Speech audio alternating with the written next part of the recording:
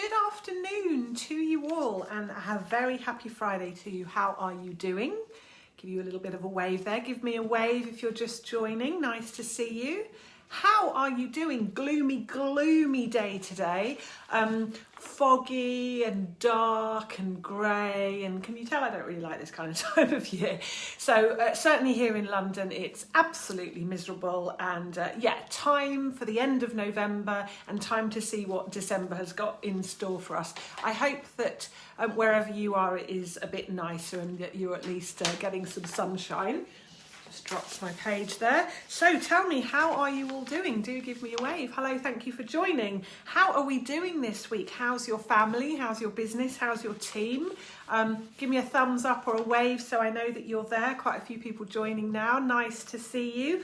How are things where you are? What have you been working on this week? Do tell me. Has it been a good one for you? Has it been busy? Are you feeling that Christmassy vibe, that end of year vibe yet? Or do you have your head focused on other things still? Quite so. I'm not sure we should really mention Christmas until we get into December. What do you think? So this week has actually been a really good week for me. I hope that you've had a good week. It's really been a week of new clients for me, actually. One of them is the co-founder of a tech company who I met earlier on this year, was running some workshops, and he wants some help with his management team. We're going to do the Contribution Compass energy test that I've been telling you about for his whole team, and kind of get a common language going about how to leverage each other's strengths and agree ways of working, because they've got massive scale-up plans next year, so I'm going to support them through there. So looking forward to getting started with them. The next one is a lady who's starting her own training business, actually. She's feeling quite overwhelmed and wants to work on a really clear step-by-step plan. She bought my book and now she's wanting to work together, so that should be fun. And just yesterday, actually, I was approached by a COO of a fast-growing gaming platform, actually, online platform that needs some support. She needs some support with how to manage her CEO, and as you know, I have done a lot of work with CEO and COO partnerships, and I'm really looking forward to getting started with her. So yeah, it's been a really full-on week. I was also interviewed by Stakeholders. I don't know if you saw that on social. They're an equity funding platform. So that was really good fun, and we're also discussing a potential partnership with our Z Ventures offering. Talking of which, tomorrow at 10 o'clock we have our launch event, which Yoni, my husband, and I are really looking forward to.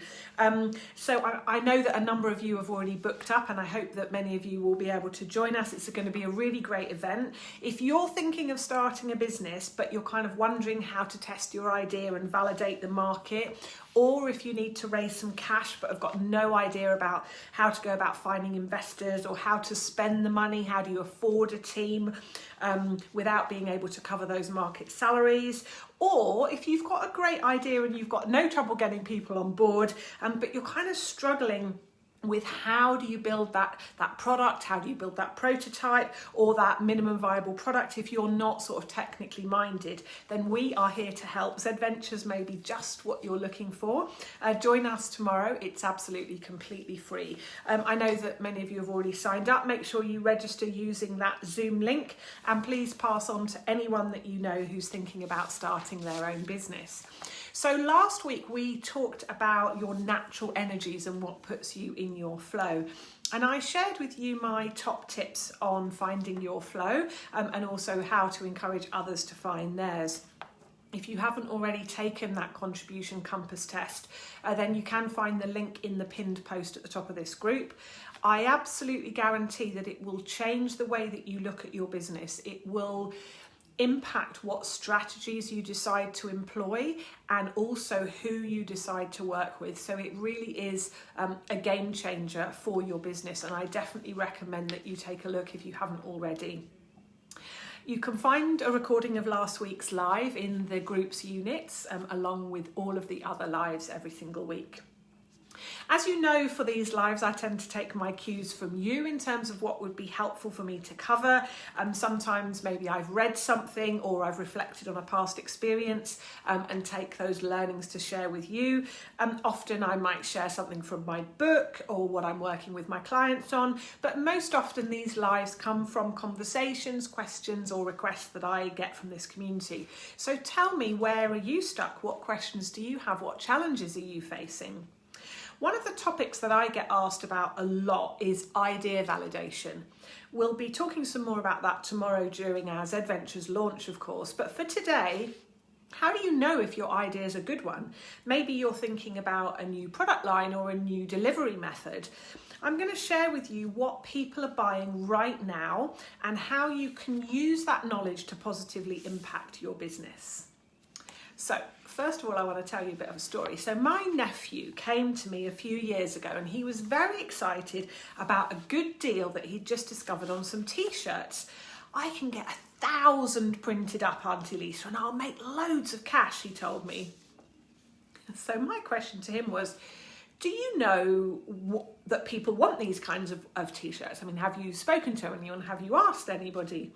My advice to him was to get 10 printed up rather than 1,000 and go to some events and ask people what they like and what they don't like and learn from that.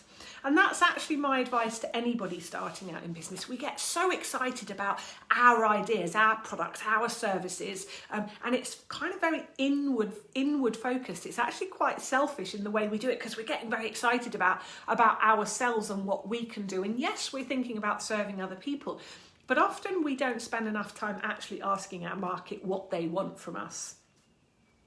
And so my advice to anybody starting out in business, like a woman that I spoke to a few months ago, she was starting out as a risk assessor and she said, I just want some advice, like how do I start out? What do I do? You know, website, business card, we've spoken about this before, right? And I was like, hold on. First thing you need to do is find one client. One person who is willing and able to pay you to solve their problem. You deliver for that client, you learn what they like, you learn what works and what doesn't, and you refine. And then you look for more people like that. And that is such an important thing. I know it sounds really obvious and really logical, right? But find one client and learn from them, and then find more people like that. How did you find that one client? How could you find more? How could you grow a pipeline of those types of clients who you know value your product or service, who you know you can serve, you can give great value to? Sometimes it's not the product that's off, it's the timing. So as an example, over this last summer, I sent a few emails out about people management training. Maybe you received one of those emails. And I got a couple of people kind of getting in touch, expressing interest, but not really very much more than that. And then came September and suddenly people were getting in touch with me every single day. It wasn't the product that was off in that case, it was just the timing. Over the summer, people were thinking about going on holiday, or they were thinking, or not going on holiday, they were thinking about different things. And then September came and their mindset was changing. So you need to think about product or service, but you also need to think about timing for sure. So at the beginning of lockdown, you might recall that I was urging you all not to panic. Everybody was having all these knee-jerk reactions. Everybody was talking about pivoting, a bit like running out in the snow in your bikini shouting, spring is coming, spring is coming. Not yet. My advice back then was to assess where you were, what you had that was valuable, why you do what you do, and what you represent to your customers, and then build from those solid foundations, like retract back, if you like, into those core fundamentals and then build from there. Yes, we have to be flexible and we have to adapt to what our market wants, but we also need to be consistent and we need to stand for something that people can rely on. So you know that every Friday at 12 noon, I am here. Regardless of what's going on, if I have an internet connection, I am here with you. I want you to know that, and I want you to be able to rely on that. I want to be consistent and predictable, and I want you to know that I am here for you. You can ask your questions and you can connect with me. I am here to serve you. Understanding what people really want and what they really need and what they're spending their money on is really important, because in some fundamental ways the world has changed this year, and we need to understand then what does that mean for our businesses and how can we adapt while still being consistent in terms of the value that we add. So as an example, one of my husband's businesses is an app that allows you to buy, sell and swap pre-loved children's clothes. You can also donate the proceeds to charity if you wish. It's a really great product and it's getting some great traction out there. Lots of people are signing up. But before lockdown, mobile phone usage was going through the roof, right? And web usage was decreasing year after year after year. Since we've all been at home during lockdown, that trend has reversed and web usage is up again. That presents huge challenges for businesses such as my husband's business. Companies are having to move fast and adapt to what their clients want. So I want to share with you today what people have been buying during lockdown. Maybe some of these items fall into your industry or sector, or maybe these will give you some ideas if you start thinking laterally about how to serve your clients even better. I've quoted Seth Godin before, and he said, "Don't find customers for your products, find products for your customers." And I completely agree.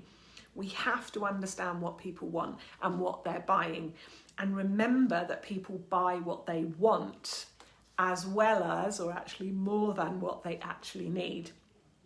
So after the initial scramble for toilet rolls, eggs and pasta back in late March, here in the UK at least, we turned our attention to things that we could enjoy whilst at home.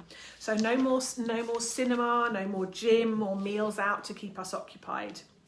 One of the things that really saw an increase in terms of people's spending was storage solutions. So any kind of funky cabinets or innovative storage solutions, they have seen a real increase in spending during this time, because many of us have used this time to declutter, sort out, organise and chuck stuff that we don't need. So a lot of people have been taking this opportunity to just declutter and store things in a more kind of sensible or efficient way.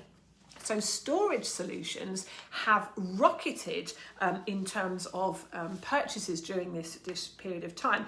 Now, as you might expect, also books have been hugely popular, books for both adults and children, and they've been really in high demand, not just for reading, of course, but also for colouring and for puzzling.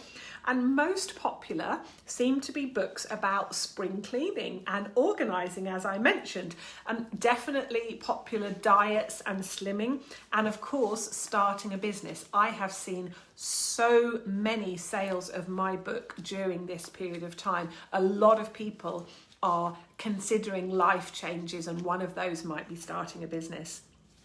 Jigsaw puzzles have also been hugely popular as well. You see on Instagram and on social media and other places these huge 1,000-piece jigsaw puzzles that I don't know about you, but I just love. They've been become hugely popular as well, of course, as well as those craft kits, paints, chalks, crayons, etc. Creativity has really increased during this period of time, where we've looked for different ways to entertain ourselves and our families. So not a great surprise with so many people working from home. Office furniture has also seen a huge increase in terms of purchases this year. And to be honest, anything that supports working from home, whether or not it's a standing desk like I have, I can't imagine not having a standing desk now. I don't even remember the last time I sat down to work. So things like standing desks or laptop stands, desks and chairs, headphones, so anything that's a kind of supporting working from home has been hugely popular, from gadgets to more practical things. Those of you that have an outside space have been giving your gardens lots of love, and I can see that MJ is watching. Nice to see you, MJ. I know you're a really keen gardener, and a lot of people, if they've got an outside space, have been really using this time to give their gardens some love. So gardening equipment has been in really high demand, and so have plants as well. Of course, course, cultivating indoor plants can't really replace getting into that great outdoors, but for many city dwellers, it's been a sort of a step in that direction, if you like. And people have also increasingly been growing their own food with herb gardens, tomato and cucumber plants, and also sunflower seeds being particularly popular. And on the subject of food, recipe boxes and meal kits have seen a huge surge in popularity during these last few months. People have been experimenting with different food options, different recipes, baking equipment and different kinds of ingredients as well have also proved popular. Sales of alcohol have absolutely skyrocketed, with people enjoying virtual drinks with friends and colleagues, the so-called quarantini, I'm sure you're all familiar with. Also sales of cocktail glasses, shakers and other accessories have also increased as people kind of seek to recreate their own bar experience.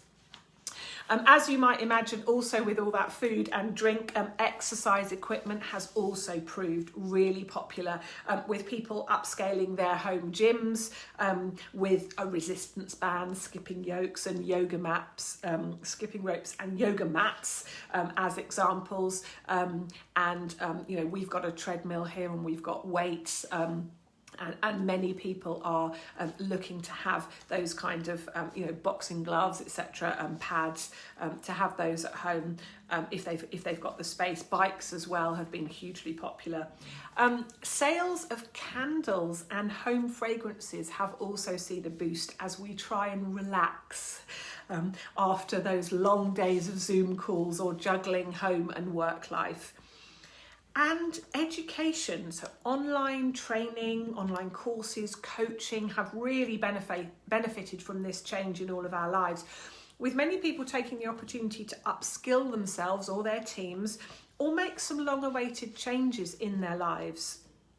So here are some areas, the kinds of items or sort of sectors, if you like, where many of us are spending our money and spending more money than we ever have done before. So trends in entertainment, food, work, education, recreation and exercise are shifting in directions that we couldn't really have anticipated before this crisis. But so what? Why am I telling you this? Unless you happen to already be selling one of these items, what can you do with this information? And this is really the point, it is all about thinking laterally.